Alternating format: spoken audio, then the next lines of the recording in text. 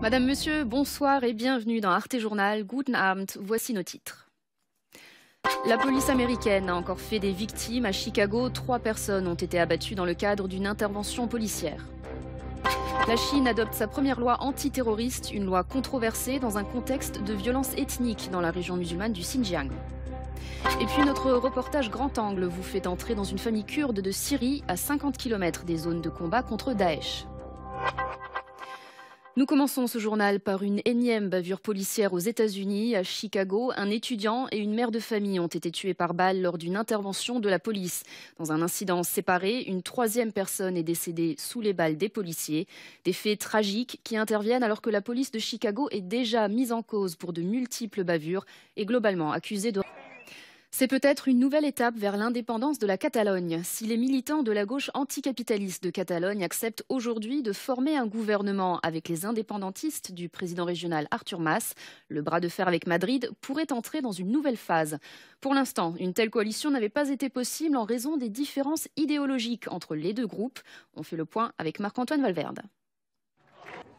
La loi avait été annoncée en octobre, c'est désormais officiel. À partir du 1er janvier, les couples chinois pourront avoir un 2e enfant s'ils le souhaitent. Une première qui met fin à plus de 30 ans de politique de l'enfant unique. Et puis c'est une autre première. Ce dimanche, la Chine a adopté sa première loi antiterroriste. Cette loi vient légitimer la campagne de répression menée par Pékin au Xinjiang, une région à majorité musulmane. Mais le texte est très controversé, notamment pour son chapitre sur la surveillance généralisée, menaçant la liberté d'expression et la propriété intellectuelle. En Autriche aussi, la menace terroriste est prise très au sérieux. Ce week-end, le niveau de sécurité a été relevé à Vienne et dans d'autres villes du pays. Selon la police autrichienne, un service de renseignement allié aurait alerté plusieurs capitales européennes de la possibilité d'attaques à la bombe ou de fusillades dans des endroits très fréquentés entre Noël et le jour de l'an. Le reste de l'actualité de ce dimanche 27 décembre, en bref, avec Franck Rauschendorf. Dans la lutte contre Daesh en Syrie, Bachar al-Assad a beau se présenter comme le dernier rempart contre l'organisation État islamique, les Kurdes sont les seuls à oser combattre les djihadistes pied à pied à Kobané et ailleurs.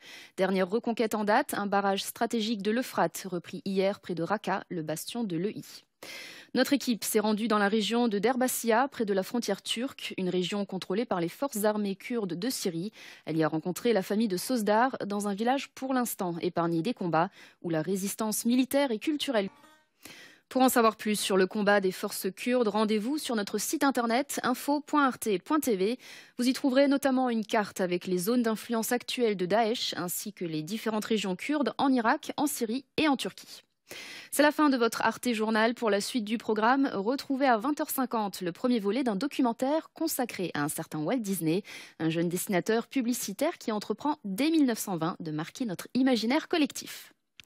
L'actualité européenne et internationale revient demain à 13h20 et à 19h45 avec ma collègue Méline Freda. Passez une très belle soirée, je vous retrouve en 2016. Bonne année, tchuss, bis bald.